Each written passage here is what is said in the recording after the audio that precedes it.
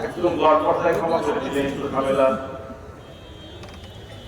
কি হয়েছে মাওলা ওই মজলিস তো আপনার জন্য কায়েম করা হয়েছে তবে আপনার এক বান্দা ওই কোরআনের মজলিসের জন্য আসে নাই আসছিল তো অন্য একটা কাজে আয়েশা দেখতেছে এখানে কিছু কথা হইতেছে হঠাৎ আপনার কোরআনের বাণী তার কানে যাওয়ায় সে মজলিসের পাশে দাঁড়ায় আপনার বাণীগুলো শুনতেছে আপনার রহমতের দৃষ্টি যখন ওই ময়দানের মধ্যে আমার দৃষ্টি যখন ওই ময়দানের মধ্যে ওর মধ্যে তো ওই ব্যক্তিরাও ধরে আসতেছে কোনো মাহফিলের উদ্দেশ্যে আসে নাই আমার মাওলা জবাব দেয় হুমুল জুলাসা লা ইয়াসতাবিহিম জালিসুহুম ও ফেরেশতা শুনে রাখো এটা এমন এক মজলিস এই মজলিসের মধ্যে যারাই ঢুকে যায় তারা কখনো কপাল পোড়া হয় না আমার রহমতের সাগরের মধ্যে চলে আসে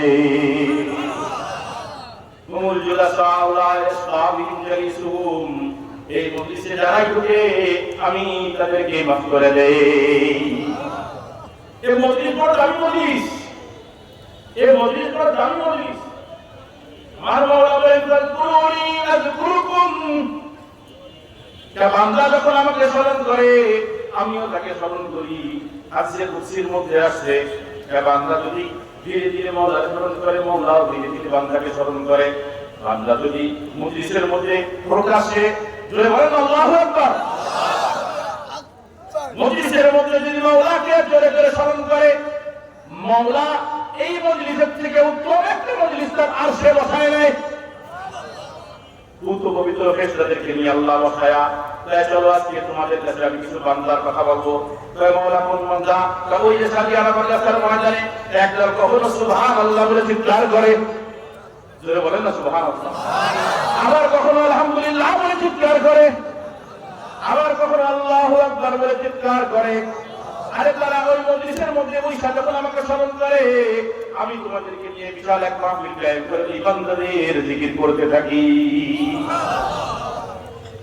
সাধারণ মজলিস এটা কি মনে হয় চিন্তা করে বসে আছে এর রহমতের নজর সবসময় আল্লাহ করে সবসময় আল্লাহর রহমতের নজর বান্দার উপরে বিশেষ রহমত সর্বদাই রহমতটা কাছেই আর বিশেষ রহমত যে রহমতের নজর পড়লেই বান্দা নিষ্পাপ হয়ে যায় সব জায়গায় পড়ে না এমন মজলিস গুলো যখন কায়েম হয় কোরআন ওয়ালা যখন কোরআন খোলে হাফেজরা যখন কোরআন খোলে আমার মাওলার রহমতের ধারা জারি হয়ে যায় মুহতারাম ভাইও আপনারা আমাদের চিনেন ভালো করে এতক্ষণ ধরে আমি তো পরিচালনা করতেছিলাম হুজুর আজকে একটু দেরি হয়েছে আজকে একটা একটু দেরি হচ্ছে শুধু আপনাদের সাথে কিছু গল্প করার জন্য বসা এত বড় বড় ওলামা ইকরামকে আমরা নিয়ে আসি প্রত্যেক বছর এদের মান কেমন আমরা অনেক মনে করে বক্তা আসতেছে বক্তা ওলামা ইকরাম যারা যাদেরকে সাজিয়ারা নিয়ে আসে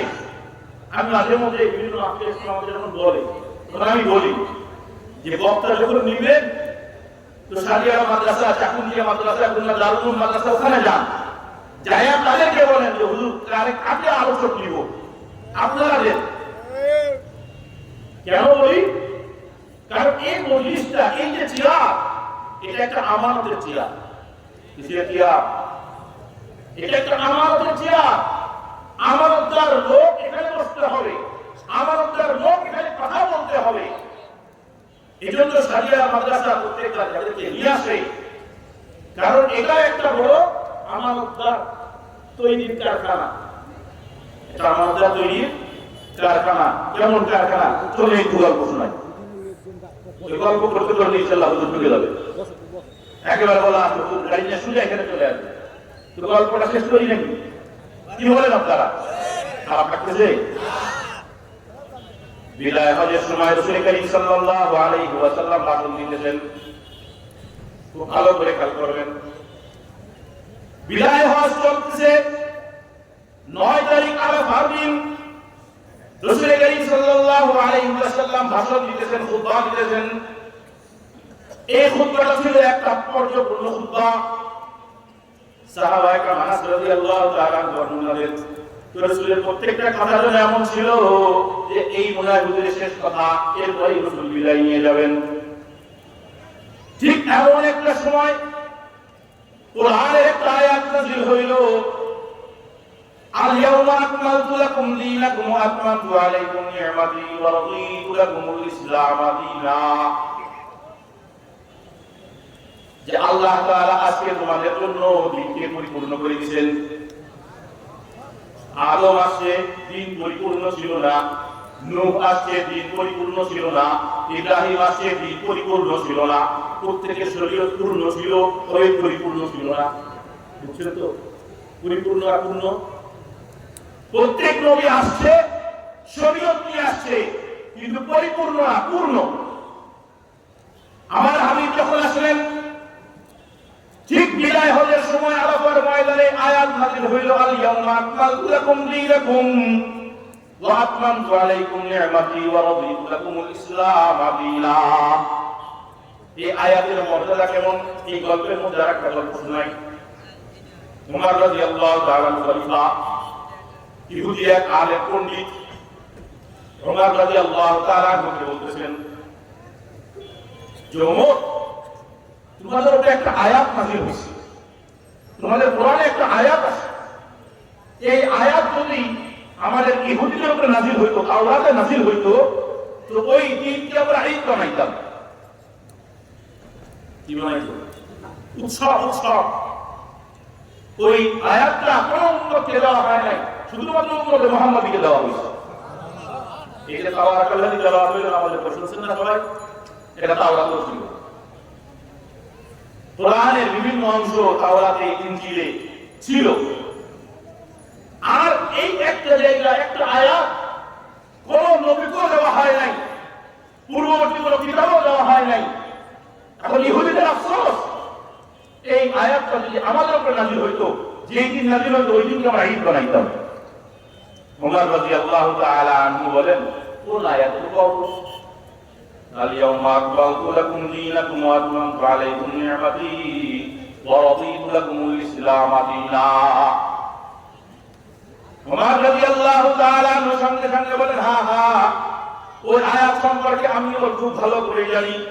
ওই আয়াতটা যখন নাযিল হয়েছে, যেই সময় নাযিল হয়েছে, যেই জায়গায় নাযিল হয়েছে, যেই দিনে নাযিল হয়েছে, ওমর খুব ভালো করেই জানে। কারণ ওই আয়াত যখন আমার হাবিবের উপরে নাযিল হয়েছে, আমার হাবিবের জবান মুবারক থেকে তেলাওয়াত হইতেছে, আমার হাবিবের ডান পাশে ওমর রাদিয়াল্লাহু তাআলা দাঁড়ানো। এত গুরুত্বপূর্ণ একটা আয়াত। আয়াত যখন নাযিল হয়েছে, দিন পরিপূর্ণ হয়ে গেছে। সাহাবায়ে কেরাম খুশি আর ধরে রাখ, যে দিনের জন্য এত মেহনত, যে দিনের জন্য এত কষ্ট, যে দিনের জন্য এত রক্ত, সেই দিন আজ পরিপূর্ণ হয়ে গেছে। যে দিনের জন্য কোন সময় জানি হতো, যে দিনের জন্য আমার মেয়ে আছে, যেদিন বসে আছি নিহত হয়েছে। ও মুহতারাম, যে দিনের জন্য বিলাল হাব্বাব খুলায় কষ্ট হয়েছে, নিহত হয়েছে, আহত হয়েছে। যে দিনের জন্য সাহাবায়ে কেরাম পেটে পাথর বাঁধছে, যে দিনের জন্য সাহাবায়ে কেরাম আমার হাবিব 3 বছর শাহাদাতের মধ্যে না খায় আপন দিয়ে অবস্থায় ছিল, কাছে চিন্তা ছিল।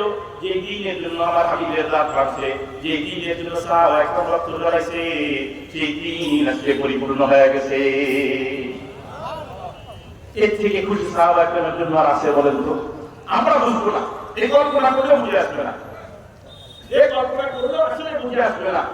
যে দিনের জন্য না খেয়ে থাকা, যে দিনের জন্য ভাই শহীদ হয়েছে, যে দিনের জন্য রক্ত ঝরাইছে। হায় হায় হায় হায়। আব্দুর রহমান ইবনে আউফ রাদিয়াল্লাহু তাআলা আনহু বেশ পরে, রাসূল বলে অনেক পরে বলতেছেন, কষ্ট হইতেছে, তো ওখানে দাগ লাগাইছে। সময় বর্তমানেও আছে, বর্তমান লেজার সিস্টেম একটা অপারেশন আছে না, জানেন আপনারা? লেজার সিস্টেম আগুন দিয়ে পুড়ায় যায়, পুড়ায় একটা ছোটটা সারায়। রাসূলের জামানায় ছিল, শীত গরম করে ক্ষত স্থানে এটা পুড়ায় দিয়ে রক্ত বন্ধ করত। আব্দুর রহমান ইবনে আউফ রাদিয়াল্লাহু তাআলা উনি কোন একটা পেটের পীড়ায় কাই লাগাইছেন, ওই শীত দিয়ে গরম দিয়ে এটাকে লাগাইতে তারা বলতেন, এত যে কষ্ট আমার যে এত কষ্ট হইতেছে, জানো আজকে আমি কত সচ্ছল, আমার ঘরের কোনায় 40,000 স্বর্ণ মুদ্রা পড়ে আছে, এত সচ্ছল আমি। কিন্তু একটা সময় গেছে রাসূলের জামানায়, যে সময় আমি না খেয়ে থাকছি, ওই সময় আমার পিঠে তাকায় দেখো, ছাত্রদেরকে বলতেছে, আমার পিঠে তাকায় দেখো, তলোয়ারের দাগ রাবি করতেছে বর্ণনাকারী এত বড় বড় দাগ যে ওই দাগগুলো শুকায় যাওয়ার পরে এত বড় বড় ফাঁকা হয়ে আছে। দিনের জন্য তাদের মেহনত, ওই রকম দিন যখন পরিপূর্ণ হয়ে যায়, খুশির কথা না? যে দিনের জন্য এত কষ্ট করলাম সেই দিন এখন পরিপূর্ণ, স্বাধীন হয়ে গেছি আমরা, বিজয়ী হয়ে গেছি আমরা, এর থেকে বড় খুশির কথা কি হইতে পারে? সাহাবা کرام একে অপরের সাথে গোলাগুলি করে, ভাই কত খুশির কথা, আজকে আল্লাহ তাআলা আয়াত নাযিল একটা খুশির দিন পরিপূর্ণ হয়ে গেছে। আর দিন একমাত্র আল্লাহ নির্বাচন করছেন কোনটা? রাদিতু লাকুমুল ইসলাম দীনা, তোমাদের জন্য একমাত্র দিন সেটা হলো ইসলাম, ইসলামের বাইরে আর কোনো দিন বাকি নাই। সাহাবা کرام খুশি ভরে না, ওই যে বললাম ওমর রাসূলের ডান পাশে দাঁড়ায় ছিল, হঠাৎ খেয়াল করে রাসূলের ঠিক ডান পাশে একটু পাখি একটু দূরে আবু বকর রাদিয়াল্লাহু তাআলা কান্না করতেছেন। সবাই কান্দে, আবু বকর, সবাই হাসছে, আবু বকর কান্দে কেন? খুশির কথা। আর আবু বকরের কান্না তো খুশির কান্না না দেখে মনে হইতেছে কাহিনী। উমর রাদিয়াল্লাহু তাআলা জানেন আবু বকরের থেকে বড় আলেম সাহাবীদের মধ্যে আর কেউ ছিল না।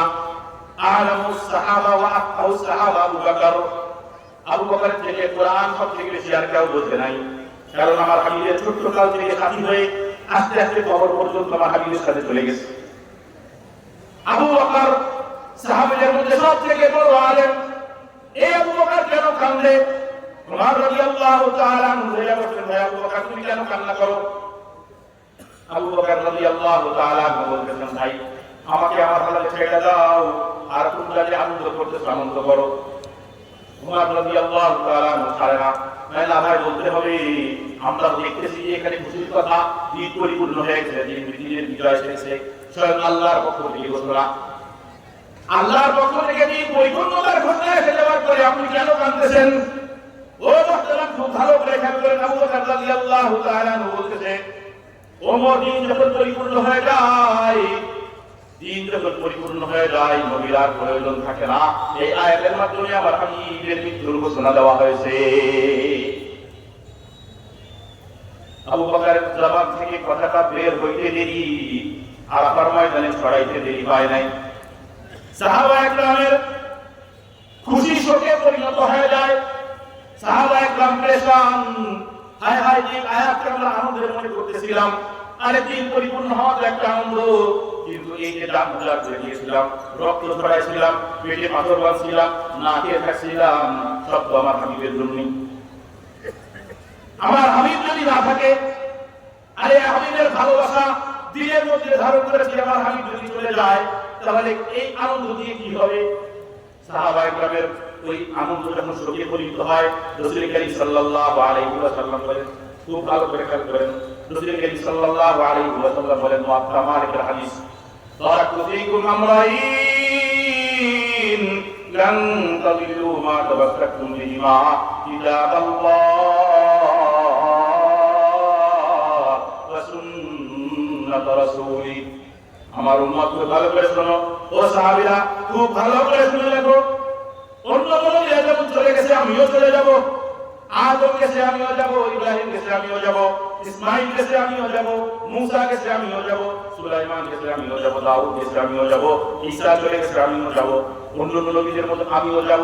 তবে তাদের যাওয়ার মধ্যে আর আমার যাওয়ার মধ্যে একটা পার্থক্য আছে, একটু ভালো করে বুঝেন। অন্য নবীদের যাওয়া আর আমার হাবিবের যাওয়ার মধ্যে পার্থক্য জোরে বলেন না, কি সেই পার্থক্য?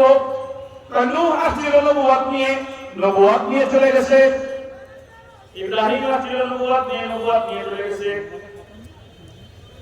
ঈসা আসছিল নবুয়ত নিয়ে ঘুরে গেছে, মুসা আসছিল নবুয়ত নিয়ে চলে গেছে, ইসহাক, ইসমাইল, দাউদ, সুলাইমান সবাই নবুয়ত নিয়ে আসছে, নবুয়ত নিয়ে চলে গেছে। একমাত্র আমি একমাত্র নবী যে নবুয়ত নিয়ে আসছি, আমি চলে যাব, আমার নবুয়ত উম্মতের মধ্যে রয়ে যাবে। মা কানা মুহাম্মাদুন আলা আহাদিন মির রিজালিকুম ওয়ালাকিন রাসূলুল্লাহি ওয়া খাতামান নবিয়্যিন। আমার হাবিব মুহাম্মদ যে কোনো পুরুষের পিতা নয়, আমার হাবিবের কোনো পুরুষ সন্তান ছিল না, ছেলে সন্তান ছিল না, যারা ছিল তারা ছোটকালে মারা গেছে, দুধের সন্তান থাকা অবস্থায় মারা গেছে। রাসূল কারীম যেটা আরবের একটা গ্রন্থ, আকীদা আলাদা একটা আলোচনা ইনশাআল্লাহ সামনে দেখা আল্লাহ রাখুন। রাসূলের একটা আরবের একটা গ্রন্থ ধারণাকে আল্লাহ তাআলা সম্পূর্ণরূপে মূলোৎপাদন করার জন্য ঘোষণা দিলেন যে আমার হাবিব মুহাম্মদ কোন পুরুষের ঠিকানা, তার পরিচয়টা কি? ওয়ালাকিন রাসূলুল্লাহ। খেয়াল করেন কি পরিচয়? রাসূলুল্লাহ। এক নম্বর পরিচয় কি? আল্লাহর রাসূল ওয়া খাতামান নাবিয়্যিন। আর দ্বিতীয় পরিচয় হলো তিনি হলো খাতামুন নাবিয়্যিন, সর্বশেষ নবী। কি নবী? কারণ কি? আল-ইয়াওমা আকমালতু লাকুম দীনাকুম ওয়া আতমামতু আলাইকুম নি'মাতি। দিন যখন পরিপূর্ণ হয়ে যায়, নবীর আর প্রয়োজন পড়ে না।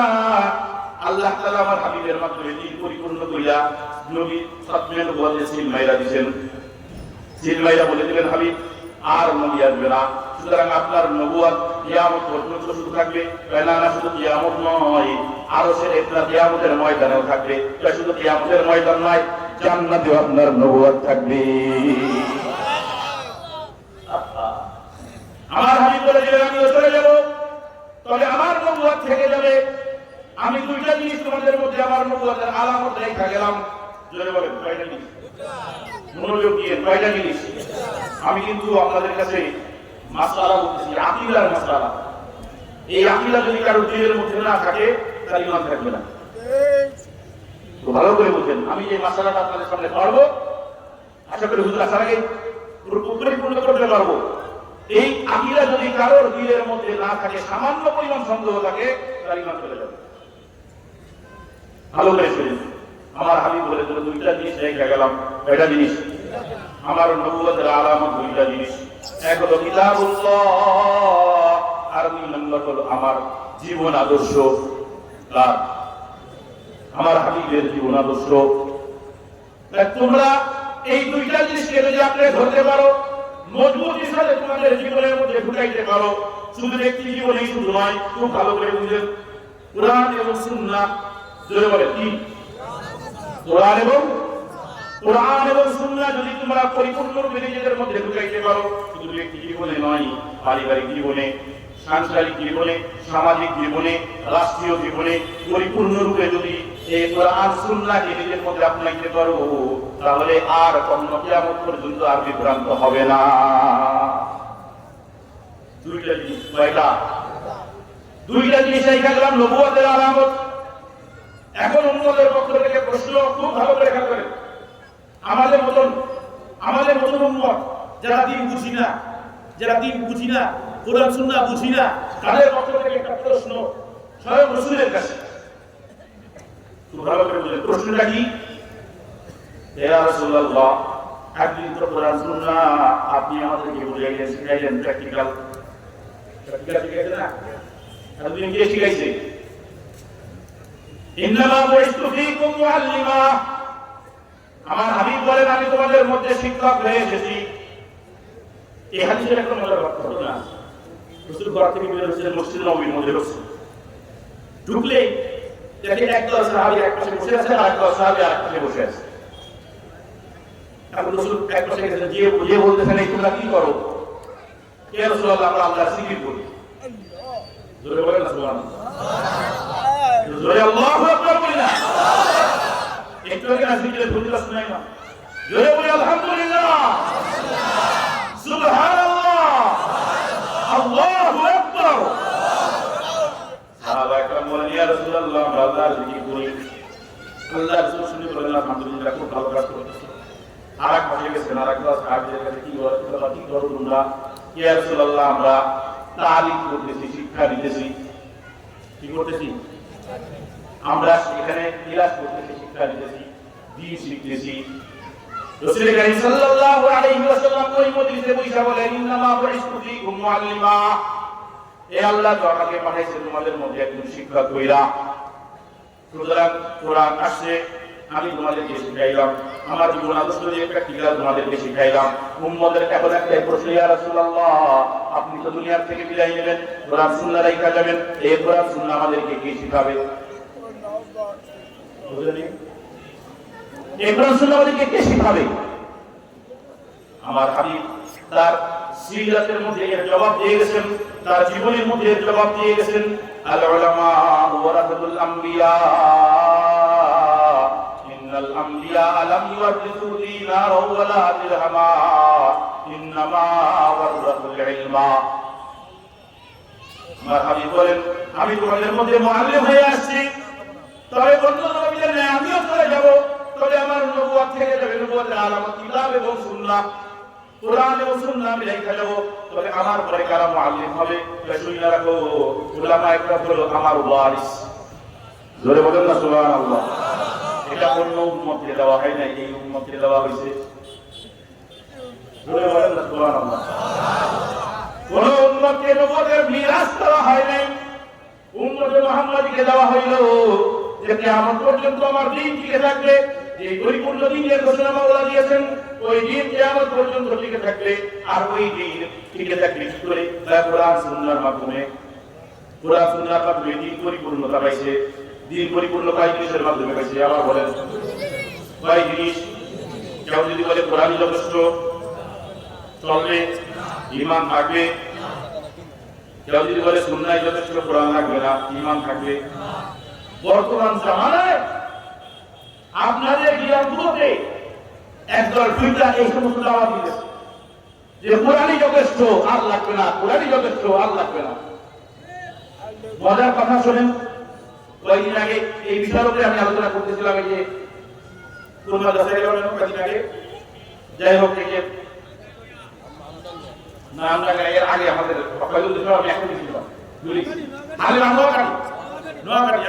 নোয়াখালী এই বয়ানটা করছি, কোরআন সুন্নাহ অস্বীকার করলে কাফের হয়ে যাবে ইত্যাদি ইত্যাদি। আমি আকীদা বুঝাইছি।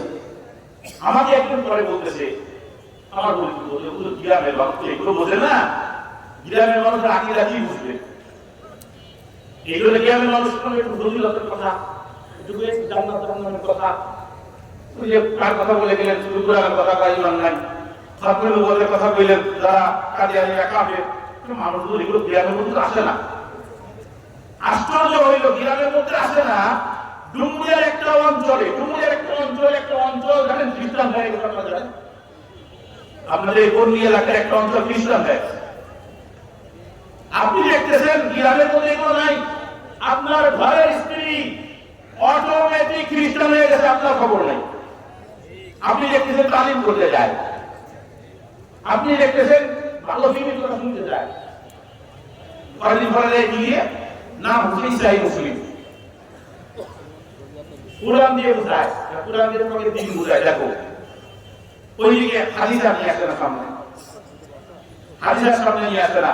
ঠিক এইভাবে বাংলাদেশে এক দল নব্য নাস্তিক, আমার সাথে বলে কি নব্য নাস্তিক, এই নব্য নাস্তিকরা বর্তমানে একটা নতুন কালচার শুরু করছে যে কোরআনই যথেষ্ট, হাদিস ইসলামের কোন অংশ নয়। জোরে বলেন না নাউজুবিল্লাহ। যারা এই কথা বলবে তাদের ঈমান আছে?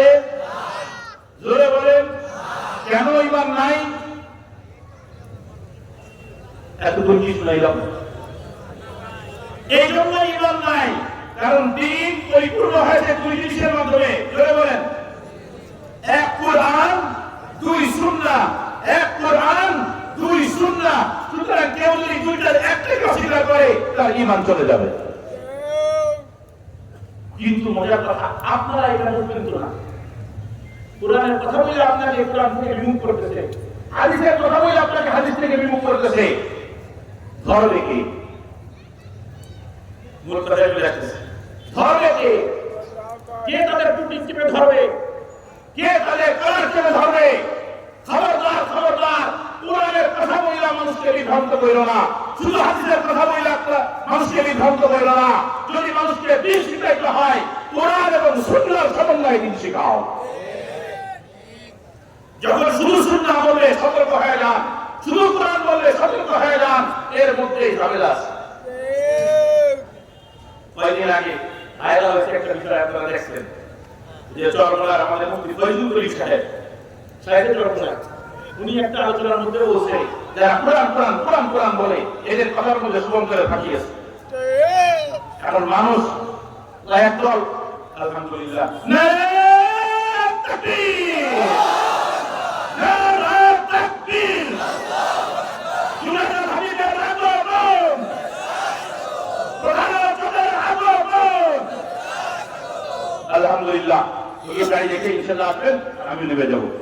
মুহতারাম, যে কথা বলতেছিলাম, তো এই যে কুরআন এবং সুন্নাহ, রাসূল মুআল্লিম ছিল, এখন মুআল্লিম দ্বারা রাসূল বলে গেলেন, এই কুরআন সুন্নাহ কিয়ামত পর্যন্ত থাকবে, এই কুরআন সুন্নাহর উপরে কেউ হাত দিতে পারবে না। এই কুরআন সুন্নাহর মুআল্লিম হয়ে এই কুরআন সুন্নাহ নামক দ্বীনকে, এই কুরআন সুন্নাহর মাধ্যমে পরিপূরক দ্বীনকে ইবাদত করবে কারা? আল উলামা ওয়ারাসাতুল আমবিয়া। উলামায়ে কেরাম হলো এই উলামায়ে কেরাম হলো আমবিয়া কেরামের ওয়ারিস। টাকা পয়সা দিয়ে যাবে, টাকা পয়সা দিয়ে যাবে, না না, ইন্নামা ওয়ারাসাতুল ইলমা। যে কোরআন সুন্নাহর ইলম আমি তোমাদেরকে দিয়েছিলাম, এই মিরাস আমি আমার উম্মতের মধ্যে উলামায়ে কেরামের কাছে দিয়ে গেলাম। ও মুহতারাম ভাইও, এই যে চেয়ারটায় যারা বসে, এই চেয়ারে যারা বসার যোগ্য, তারা কারা? এই কোরআন সুন্নাহর মুহাফিজ। যে কোরআন সুন্নাহর তালিম স্বয়ং রাসূল দিয়ে গেছে, এই চেয়ারে তারাই বসবে যারা কোরআন সুন্নাহর শিক্ষা উম্মতকে দিতে পারবে। এজন্য এই মজলিস কোনো সাধারণ মজলিস না। এই মজলিস যেমন আমার মাওলার রহমতের নগরের মজলিস, এই মজলিস যেমন খাওয়ার মজলিস, এই মজলিস কোরআনের মজলিস, এই মজলিস সুন্নাহর মজলিস, এই মজলিস আলেম ওলামাদের বরকতের মজলিস। কেন তাদের জন্য এই এতক্ষণ বসে আছেন? কেন বসে আছেন? ঘন্টাখানে হুজুরে দেরি হইল, কই আমি তো এখন লেখা উঠে গেল, হুজুর আসতেছে না, জায়গা কেন কেন কেন? ওই দিলের ভিতরে কোরআন সুন্নাহর ক্ষুধা, এই ক্ষুধা পেটে লাগে না, এই ক্ষুধা দিলে লাগে, দিলে এই ক্ষুধা দিলে লাগে। আমার হাবিবের সিনা আল্লাহ তাআলা খুলে দিয়েছিল, আলাম নাশরাহ লাকা সাদরাক, আমি আপনার সিনা খুলে দিয়েছি নবুয়তের জন্য, দ্বীনের জন্য। ওই দ্বীন আল্লাহর হাবিব উলামায়ে কিরামকে মিরাজ বানাই দিয়ে গেলেন।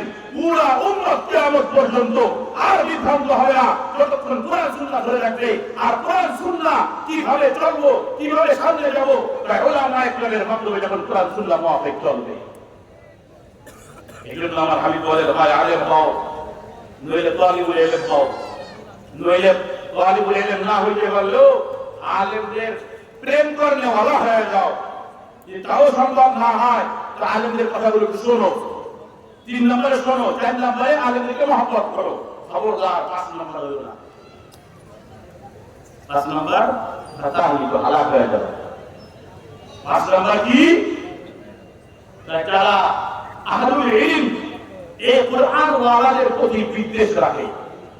ও মুহতারাম, যারা যখনই দেখবেন কেউ আপনার কাছে দ্বীনের কথা বলতেছে, দ্বীনের কথা বলতেছে, কোরআনের কথা বলতেছে, সুন্নাহর কথা বলতেছে, কিন্তু মাঝে মধ্যে আলেমদেরকে একটা গালি দিতেছে, না আলেম সাজিয়ে যাওয়ার দরকার নেই, চাকুরিয়া যাওয়ার দরকার নেই, ও দারুল যাওয়ার দরকার নেই, হাটাদিতে যাওয়ার দরকার নাই, ও সমস্ত হুজুর তো আবার কি যারা কোরআন পড়ায় টাকা নাই, আছে না?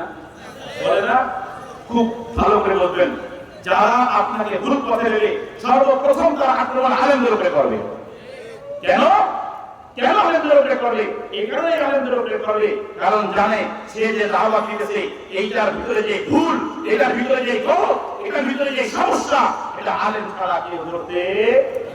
এই জন্য আইসে আগে একটা গালি দেয়, আলেমদের কথা শুনল না। আমার হাবিব যখন দাওয়াত দিত, আমার হাবিব যখন দাওয়াত দিত হজের সিজনে, তখন কাফেলা দলে দলে কি বলতো? খবরদার ওই জায়গায় পাগল আছে, দেখলি পাগলের কথা শুনলে তারা টুকরো করে কানা দেই কি ভালো, পাগলের তো অনেক কিছুই কয়। আমার হাবিবের পাগল মহিলারা যায়, অন্ধকার সিনা নিয়ে যায়, আলো সিনে আলো আলো কিন্তু সিনা নিয়ে ফিরে। এই জন্য বর্তমান যারা প্রকৃতপক্ষে ইসলামের দুশমন, খুব কৌশলে আমাকে আপনাকে কুরআন থেকে দূরে সরানোর জন্য আগে আক্রমণ করে আলেমদের উপরে, আগে আক্রমণ করে উলামায়ে কেরামের উপরে। কারণ উলামায়ে কেরাম চেয়ারে বসার পরে বলে দিবে তারা ভুল, অমুকে সঠিক, অমুকে ভুল, অমুকে সঠিক। ও মুহতারাম ভাইও, এই জন্য উলামায়ে কেরামের মাকামটা বুঝেন। এই মজলিসে যারা বসে তাদের মাকামটা বুঝেন। সাদিয়া মাদ্রাসা ওই ওয়ারাসাতুল আমবিয়া তৈরি করার জন্য তৈরি হয়েছে। আপনাদের সহযোগিতায়, আপনাদের ভালোবাসায় আজ প্রায় 11 ছাত্রছাত্রী এই মাদ্রাসায় পড়ালেখা করে। প্রত্যেক বছর 20 জন 30 জন করে ছাত্র এই মাদ্রাসা থেকে আগামীকাল আমাদের প্রায় 40-45 জন ছাত্র মনে হয় পাগড়ি নিয়ে ছাত্ররা পাগড়ি নিয়ে বের হচ্ছে, কোরআনের হাফেজ হয়ে পাগড়ি নিয়ে বের হচ্ছে, হাদিসের আলেম হয়ে। কেন এই পাগড়ি কি আমরা কাগজের সার্টিফিকেট আমাদের কোনো মূল্য নাই? এই কোরআনী জিন্দেগিতে কাগজের একটা শুধুমাত্র প্রয়োজন দুনিয়া। আসল আসল যে সনদ, ওই যে মাথায় একটা সাদা পাগড়ি বেঁধে দেওয়া হয়, এটাই হলো প্রকৃত স্বীকৃতি। আমার উস্তাদ বলতেন যে কাগজের টুকরার কোনো মূল্য নাই। এই যে উস্তাদ তোমার মাথায় একটা সাদা পাগড়ি বেঁধে দিল, আজ থেকে রসুলকে বিদায় হতে বলেছিল তালিবাল্লে মুশাহিদুল গায়বা, আজ আমাদের এই দিন পেছো পরবর্তী প্রজন্মের কাছে পৌঁছে দাও। এই একই দায়িত্ব পাগড়ি বাঁধা দেওয়ার সাথে সাথেই তোমার উপরে চলে আসলো তালিবাল্লে মুশাহিদুল গায়বা। এই ইলমের দরজা খুলে দাও এবং মানুষের দ্বারে দ্বারে চলে যাও, যাই তাদেরকে কোরআন সুন্নাহর ইলম দাও। فلولا نفر من كل فرقة طائفة ليتفقهوا في الدين। তোমাদের মধ্যে একটা দল বের হবে, স্বয়ং আল্লাহ বলতেছেন তোমাদের মধ্যে কেন একটা দল বের হয় না যারা দ্বীনের ইলম শিক্ষা করবে? এখান থেকে বোঝা যায় দ্বীন সবাইকে শিখতে হবে। আমার কথা বুঝে নেই আয়াত থেকে, এই আয়াত থেকে একটা মাসলা বুঝে নিই, আর একটা মাসলা বলে দিই। আলেম সবাই হবে না, দ্বীন সবাইকে শিখতে হবে, কিন্তু দ্বীনের জ্ঞানের উপরে উৎপত্তি অর্জন করা এটা সবার দ্বারা হবে না। কারণ আল্লাহ স্বয়ং বলতেছেন একটা দল বের হবে, যেই দলের দায়িত্ব হলো ওয়ারাসাতুল আম্বিয়া।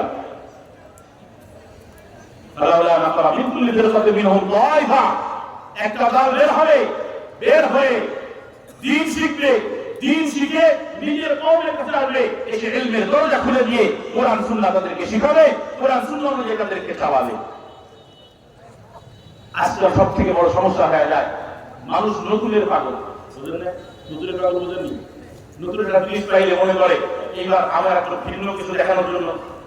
উদাহরণস্বরূপ যে আমরা সবাই নামাজ পড়ি একরকম, হঠাৎ একজন দেখলো যে ইমাম সাহেবের ভিতরে সারা জীবন নামাজ পড়তে, তার বাপ নামাজ পড়তে, তার দাদা নামাজ পড়তে, সে নামাজ পড়তে, হঠাৎ সে আমি জোরে পাই কি আমি জোরে বলেন সহিয়া দিতে আছে, আসলে সহিয়া দিতে আছে, আসলে কিন্তু সহিয়া দিতে আছে, বুঝছেন নি?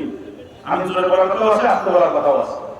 এখন আপনার এলাকায় যার ভিতরে সারা জিন্দগি আপনার বাপ নামাজ পড়লো, আপনার দাদা নামাজ পড়লো, হঠাৎ একজন এসে বলে বললো আমিন। ভাই তুমি তো মূল নাম সাথে জিজ্ঞেস করতে পারতো, হাদিস পাইলাম সহিয়া দিস, আমিন জোরে বলতে হবে।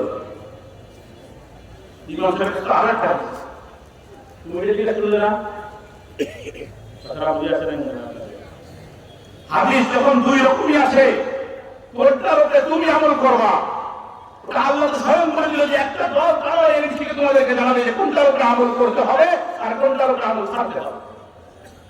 কিন্তু আপনি নতুন নতুন পাইয়া চিন্তা করলেন জোরে একখানা আইন মেরে নেই, জোরে একখানা সদা আমার দিক তাকাবে নেই, নতুন একটা কিছু। আমি বলতেছি না আমি ভুল, আমার কথা বুঝছেন, আমার কথা বুঝছেন, কিন্তু আমি যে আমি জোরে বলবো, আমি যে আমি আসতে বলবো, আমি আমাদের হাত উঠাবো কি উঠাবো না, আমাদের করে দোয়া করবো কি করবো না, এটা কার কাছ থেকে জানবো? হ্যাঁ, কে নিয়ে গেছে দায়িত্ব? জোরে বলেন। রসুলও দিছেন, আল্লাহ দিছেন। কে দিছেন? রসুলও দিছেন, আল্লাহ দিছেন। যারা একজন ইলম অর্জন করবে তাদের থেকে কোরআন সুন্নাহ বুঝে নিবা, তাদের থেকে দ্বীন শিখে নিবা। আমার হাবিবও বললেন কোরআন সুন্নাহ রেখে গেলাম, আর এই কোরআন সুন্নাহ কাদের থেকে নিবা? আল উলামা ওয়ারাসাতুল আমবিয়া, ইন্নাল আমবিয়া লাম ইওয়ারিসু দিনার ওয়ালা দিরহামা ইন্নামা ওয়ারাসাতুল ইলমা। কোরআন সুন্নাহর ইলম আমি দিয়ে গেছি আলেমদেরকে। মুহতারাম ভাইও, এই যে মার্কাজ দেখতেছেন, এই মার্কাজে কোরআন সুন্নাহর আলেম তৈরি করা হয়, কোরআন সুন্নাহর আমানতদারদের তৈরি করা হয়। এজন্য এই জায়গার মূল্য কেমন, আর এই চেয়ারের মূল্য কেমন, এই মজলিস জিকিরের মজলিস, এই মজলিস রহমতের মজলিস, এই মজলিস বরকতের মজলিস, এই মজলিস খামার মজলিস, এই মজলিস আলেমদের মজলিস, এই মজলিস কোরআন ওয়ালাদের মজলিস, এই মজলিস আমার হাবিবের ওয়ারাসাতুল আমবিয়াদের মজলিস। মুহতারাম ভাইও, হুজুর এখনই চলে আসবেন, কে উঠাউঠি করবো না।